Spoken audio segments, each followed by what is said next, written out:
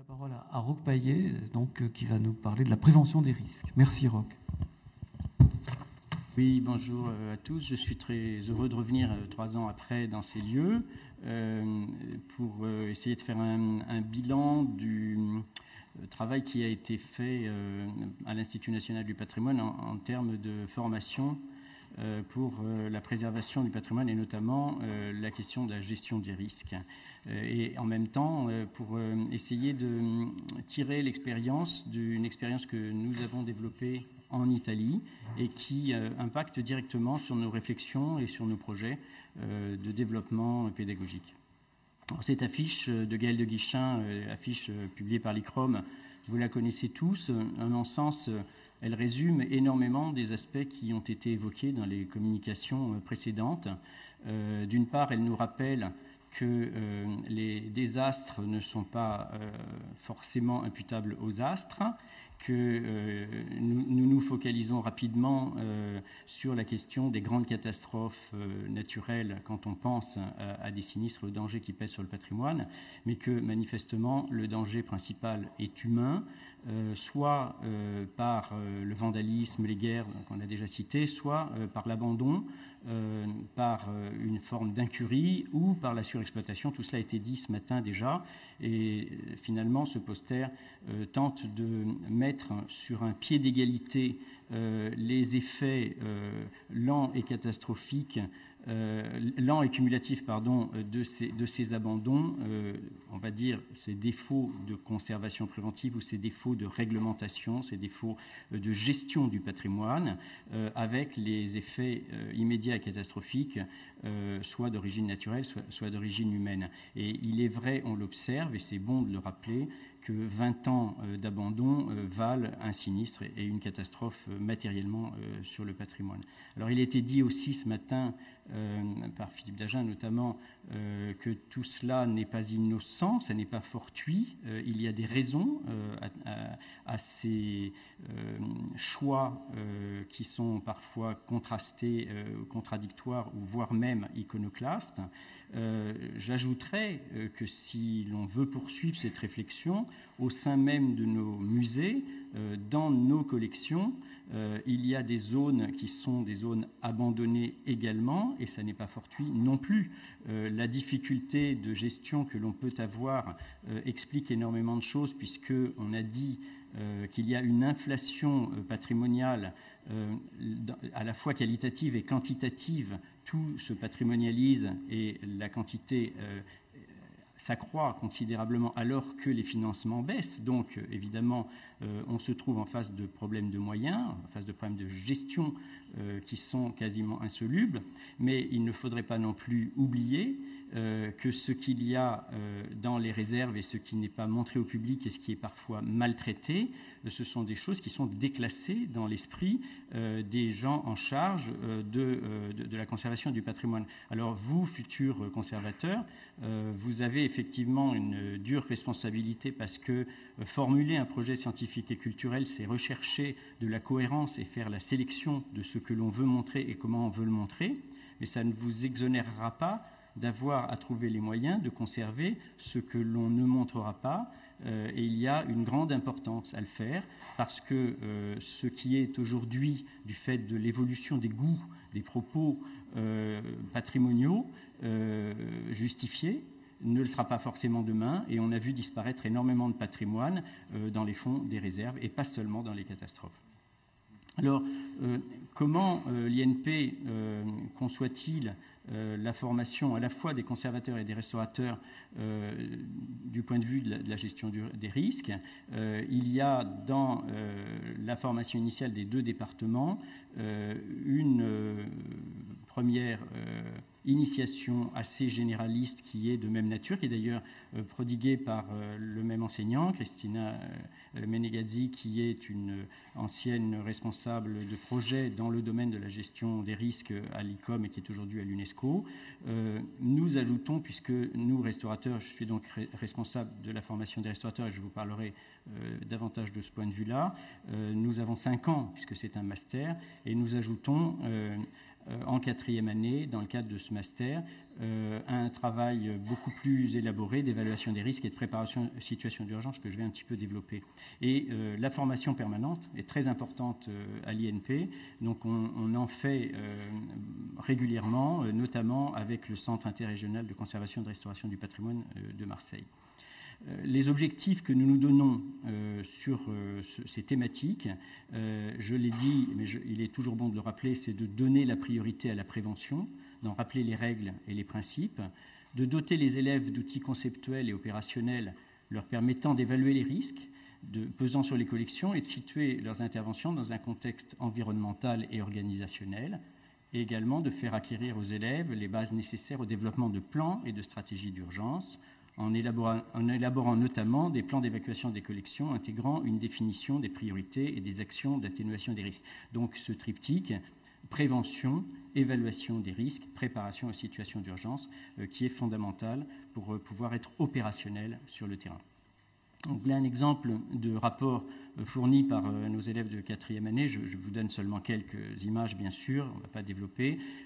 C'est le type d'approche qui est faite sur les réserves du musée d'art et d'histoire de Saint-Denis. Donc, bien sûr, présentation du site, plan, topographie des lieux, vue générale de ces réserves, et puis pointer sur un certain nombre de risques qui sont importants, des infiltrations et des fuites d'eau, concentration de matériaux inflammables, encombrement qui gênent l'évacuation, hétérogénéité des supports de documentation, système de marquage défectueux, absence d'emplacement fixe qui fait qu'il y a des risques de dissociation des ensembles, poussière, humidité, mauvaise isolation, je passe très rapidement, des problématiques climatiques bien sûr, des problèmes de maintenance inopérante du matériel de gestion des climats, et on termine ce type d'exercice par une scénarisation de ce qui peut se produire dans un certain nombre de situations. Il était très important en termes de gestion des risques de scénariser.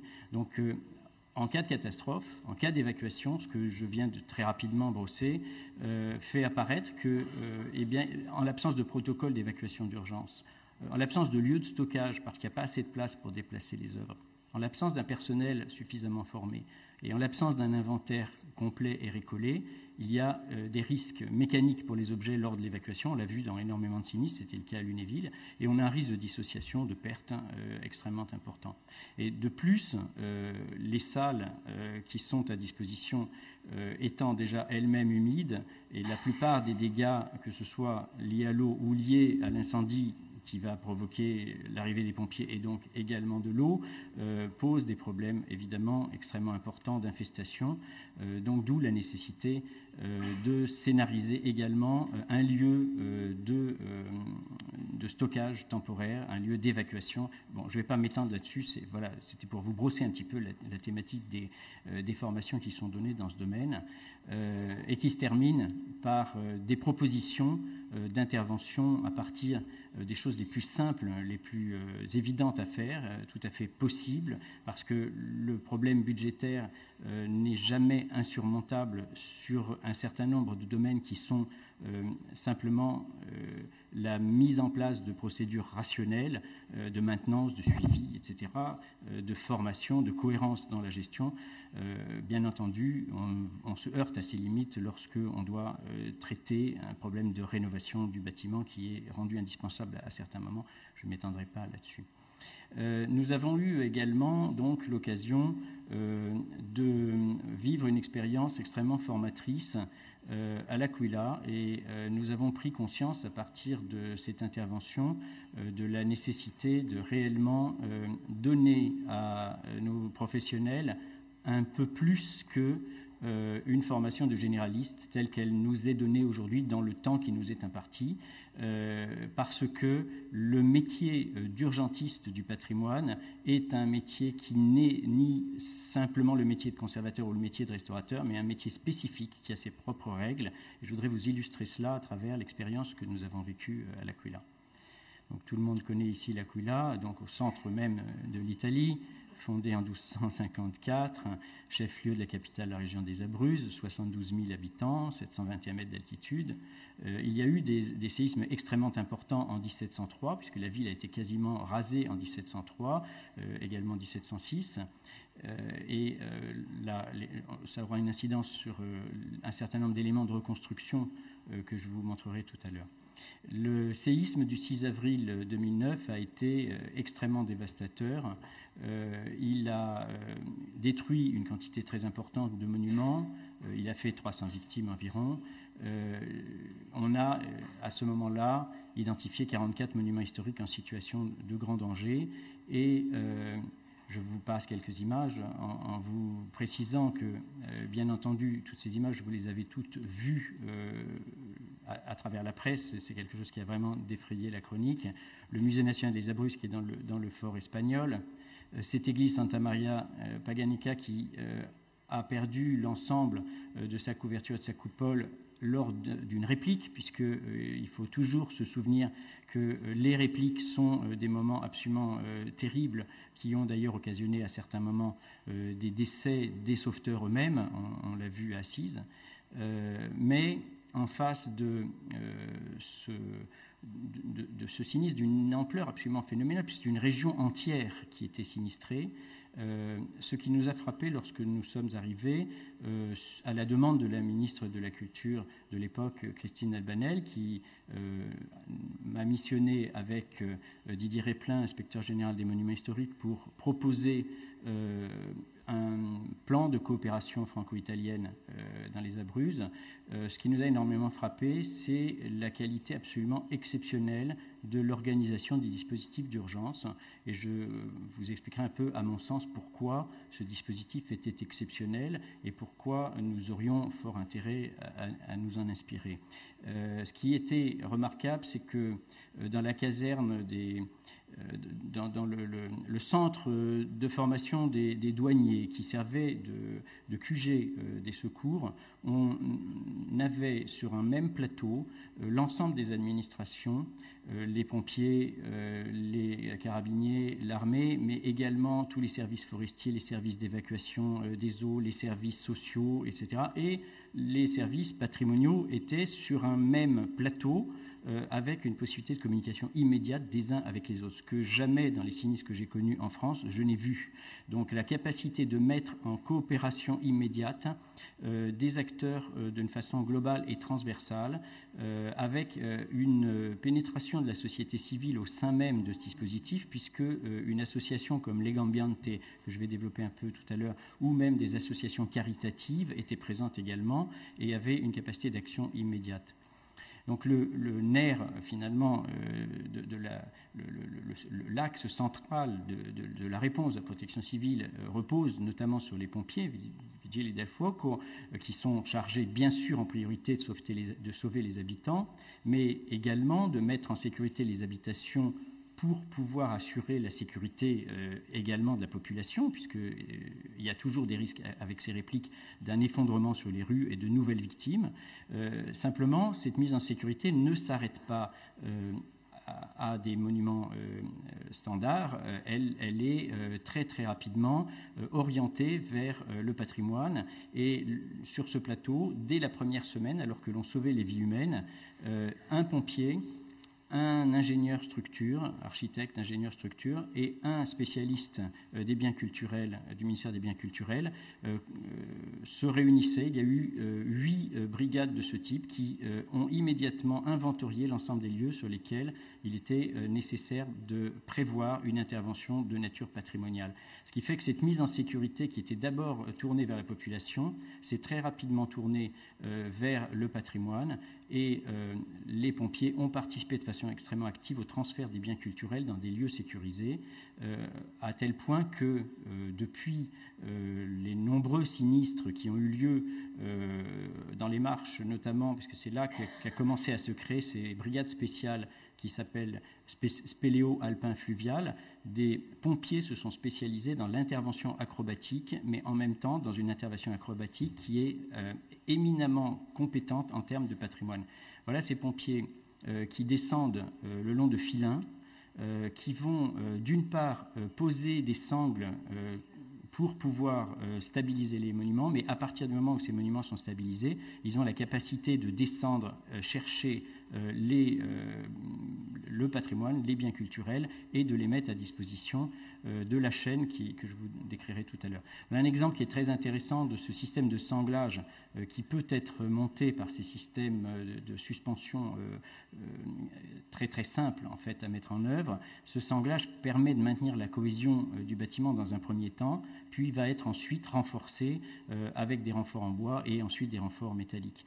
Voilà l'exemple du Colle Maggio, qui est un des monuments majeurs de l'Aquila, où les sanglages de ces colonnes sont absolument vitaux pour éviter leur effondrement, parce que les colonnes avaient commencé à se fendre et allaient s'ouvrir, fléchir et s'effondrer, et évidemment provoquer la destruction totale de l'ensemble. Donc intervention des pompiers sur tous les fronts.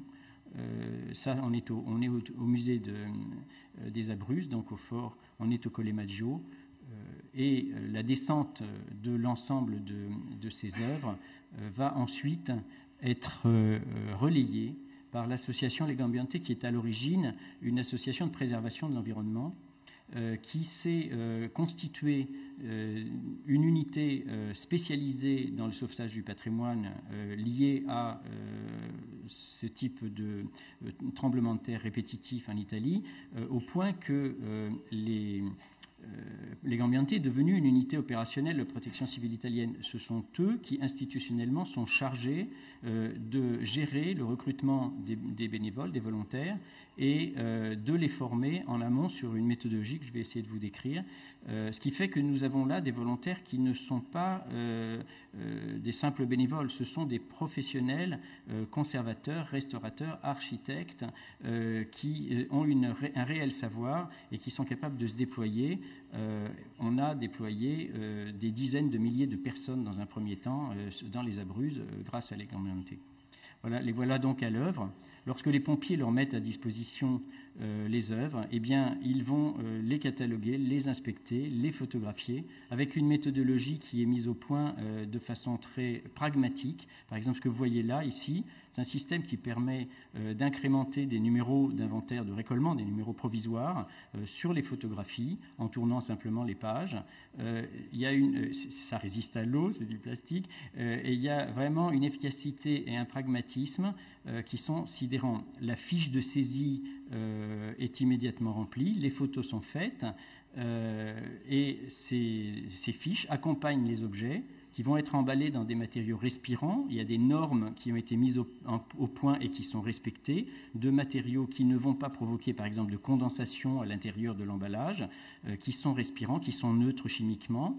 Et on est là en face d'un savoir-faire et d'une maîtrise absolument parfaite de la conservation préventive, mais dans une chaîne d'intervention qui donc vous donne ensuite un lieu de stockage temporaire avec des œuvres qui ont été conditionnées après inventaire, photographie, renseignement de la fiche, et qui seront ensuite véhiculées à 60 km de là, à Celano, dans un lieu qui est un ancien musée archéologique qui a été recyclé en centre de sauvetage et qui est devenu ensuite l'atelier régional dans lequel ces œuvres ont été restaurées.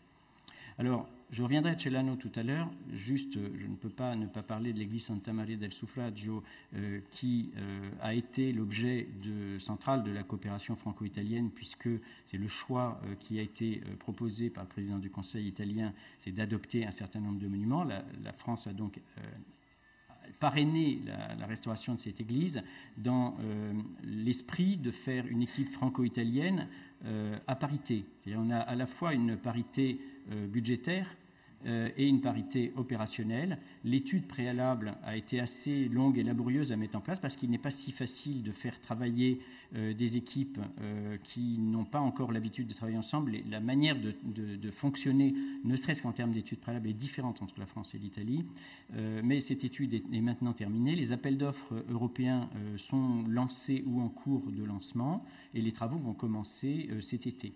Donc, je vous la montre très rapidement avant le séisme, avec vraiment une qualité architecturale absolument remarquable, et ces photos du dôme avant et après le sinistre. qui sont assez édifiantes malheureusement. Si vous avez une bonne vue et si l'image est assez grande, vous verrez ici 3 petits points sombres sur la tranche de cet écorché qui sont très représentatifs parce que ce sont des chaînages en bois qui avaient été installés dès la reconstruction. Je vous disais tout à l'heure que l'Aquila avait été détruit en 1703 et donc la congrégation avait reconstruit cette église après, et d'ailleurs l'église des âmes saintes a été financée par les prières aux défunts, entre parenthèses, puisqu'on parlait de financement tout à l'heure. Donc dans le projet architectural, un dispositif anti-sismique a été prévu dès le départ, et la présence de ces chaînages en bois était censée protéger par une certaine flexibilité mais une grande continuité mécanique le dôme d'un futur écroulement. Pourquoi ça n'a pas fonctionné lors du sinistre de 2009? Mais c'est par un défaut d'entretien, parce qu'un certain nombre d'infiltrations avaient pourri les bois, d'où je reviens à la première diapo, l'importance de nos responsabilités et de l'entretien, et d'autre part pour une raison qui s'est vraiment confirmée à travers tous les diagnostics que nous avons faits à l'Aquila, c'est des restaurations totalement inadaptées.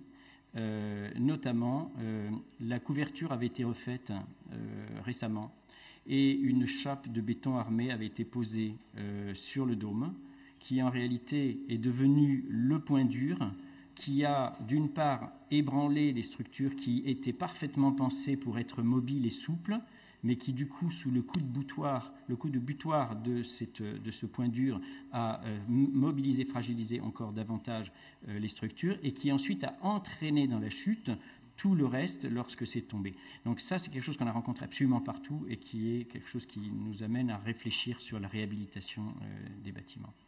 Voilà donc l'intérieur de l'église après l'effondrement du dôme, et voilà nos pompiers à l'œuvre pour commencer à consolider.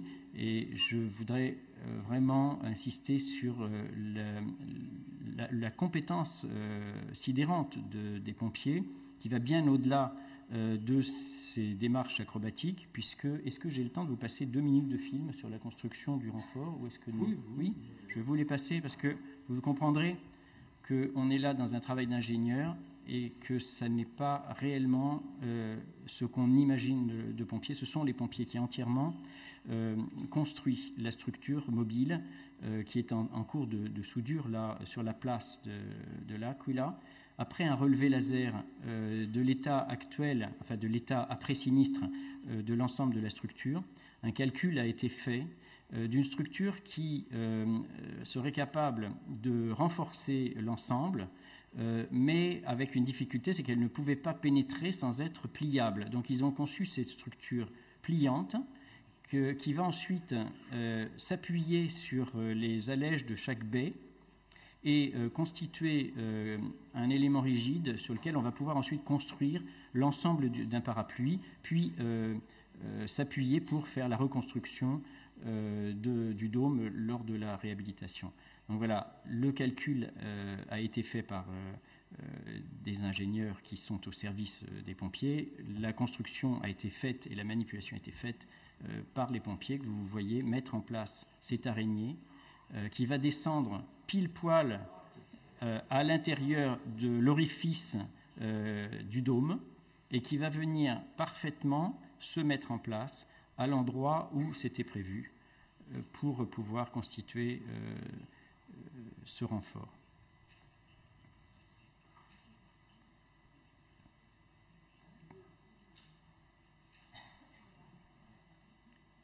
Voilà, donc ces pompiers qui ont une chemise rouge, là, c'est cette brigade dont je vous parlais, spéléo fluvial, spéléo alpinisme fluvial. La mise en place est absolument parfaite et tout cela est maîtrisé d'une manière qui est exemplaire. Donc sur cette plateforme, ensuite, se construisent les autres renforts et s'appuiera un parapluie.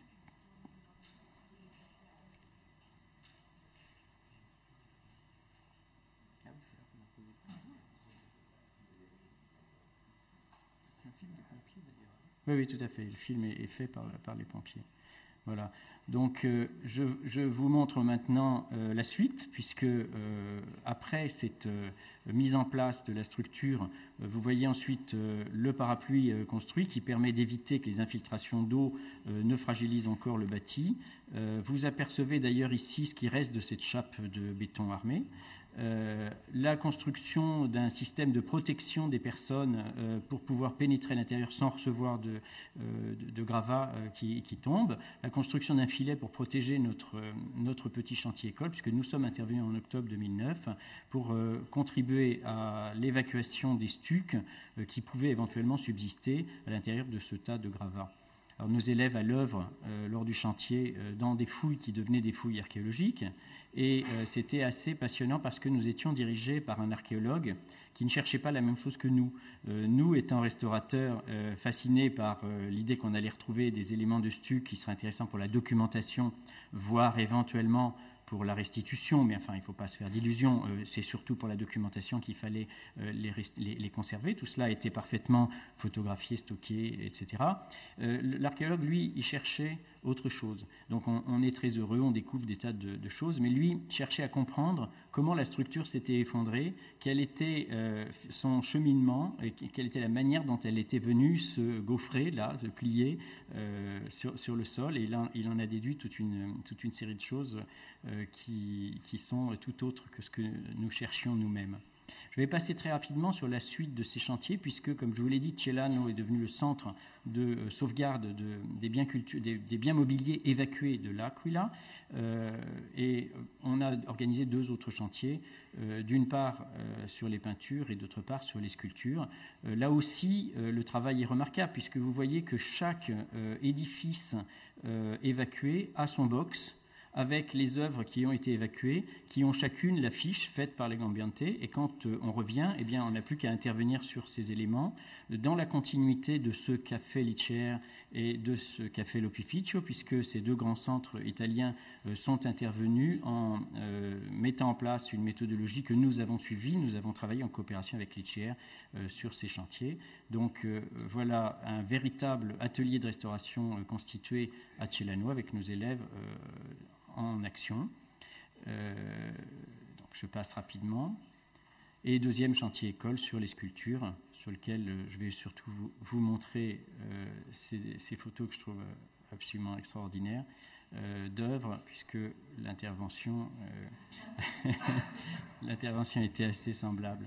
Alors, cette photo, qui est très touchante, elle est le résultat d'un désir de Legambiante de mettre en scène le sauvetage des sculptures dès le départ, c'est-à-dire qu'ils l'ont fait avant même le G8. Dès le départ, Legambiante a monté une opération qu'ils ont appelée Terra Madre, qui a mis en scène la qualité patrimoniale finalement de ce patrimoine des Abruzzes pour pouvoir faire comprendre qu'il est extrêmement important de le sauvegarder et que c'est un élément de résilience fondamental après un sinistre. Et cette exposition a tourné dans toutes les Abruzzes et a été présente lors du G8, était un des éléments très importants. Et à Celano, il y a eu un système de visite des ateliers de restauration qui était ouvert au public, de manière à ce que le public puisse aussi passer derrière le miroir. Alors, quels enseignements avons-nous tirés, nous, INP, de ces expériences? D'abord, que le savoir-faire qui est constaté en Italie pour la période de la réponse aux urgences, hein, je parle principalement de cet aspect-là. Ensuite, c'est plus compliqué. Mais en ce qui concerne la réponse à l'urgence, ce savoir-faire, il est le fait d'une intégration parfaite des professionnels du patrimoine dans les structures de la protection civile. Donc, nous avons fort intérêt à en faire autant. D'autre part, la professionnalisation des volontaires, c'est un gage d'efficacité et des qualités de l'intervention. Les quelques volontaires que nous avons vus agir sur certains sinistres, je citerai à nouveau Lunéville, c'était une catastrophe. J'ai vu des hordes de volontaires qui se précipitaient pour chercher des céramiques, qui se cassaient la figure dans l'escalier, les céramiques tombaient, se cassaient, se mettaient en danger parce qu'ils passaient près de zones qui étaient encore dangereuses. Tout cela, c'était vraiment contre-productif, sans parler de certaines œuvres qui ont disparu à ce moment-là. moment-là. Donc l'encadrement, la formation préalable, c'est fondamental et il faut penser que les volontaires doivent être professionnalisés. Et donc nos enseignements à l'INP sont en mutation de façon à nous ouvrir sur ces réalités, à élargir nos publics et à nous coordonner avec des structures institutionnelles existantes et disponibles pour pouvoir travailler à ce pont, à cette fusion. Donc quels nouveaux enseignements développons-nous ? D'une part, nous sommes engagés avec le MUCEM, le Musée des civilisations d'Europe et de la Méditerranée de Marseille, dans un projet qui s'appelle Institut méditerranéen des métiers du patrimoine, I2MP.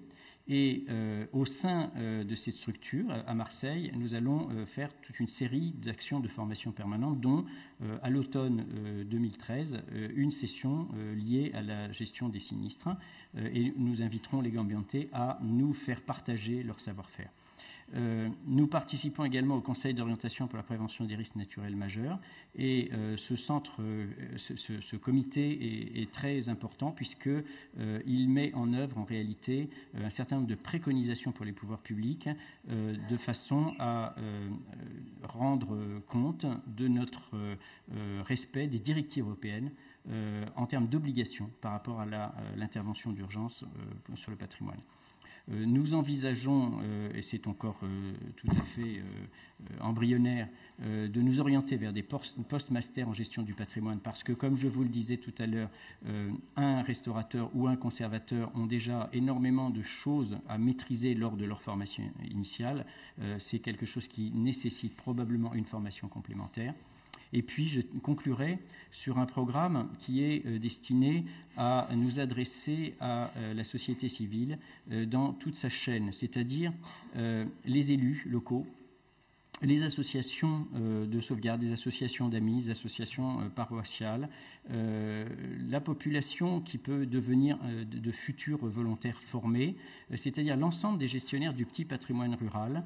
Et cette demande nous a été faite par le département de Vaucluse qui développe un plan qui s'appelle Patrimoine en marche, qui grâce à des budgets européens sur des fonds FAEDER met en place vraiment une action sur 3 ans d'inventaire, de conservation-restauration et également de sensibilisation des publics sur ces questions. La première session de ces formations aura lieu le 31 mai dans l'église de Faucon, où on retrouvera à peu près les mêmes problématiques que celles que j'ai évoquées tout à l'heure. Voilà. Merci.